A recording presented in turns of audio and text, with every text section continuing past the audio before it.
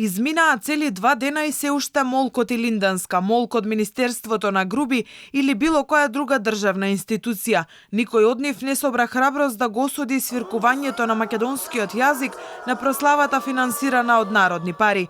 Владата и Министерството за политички систем и однос помеѓу заедниците досега не видоа причина да реагираат околу скандалот кога водителката на државната прослава за рамковниот договор проговори на македонски јазик и заради тоа доби гласни свирежи од публиката.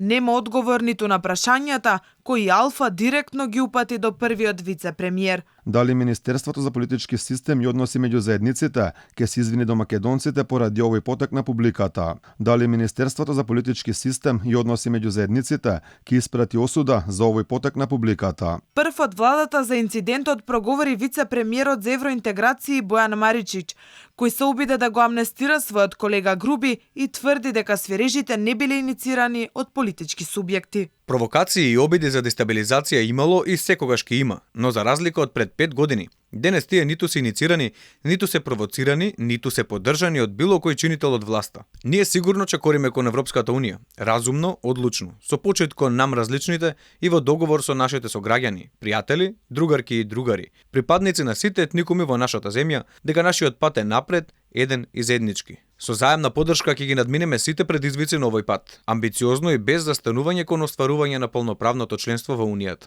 Скандалот кој представува директна навреда за македонскиот народ во деликатен момент кога се води битка за зачувување на македонскиот јазик од нападите од Бугарија и ја разгневи јавноста. За разлика од власта, лидерот на ВМРО ДПМН Христијан Мицкоски за Дојче Веле на македонски јазик коментира дека ова е срам за власта. Се работи за настан платен со владини, односно државни пари. На тој настан се isfirкува македонскиот јазик, истиот тој кој владата ефтино го распродава и во преговорите со Бугарија.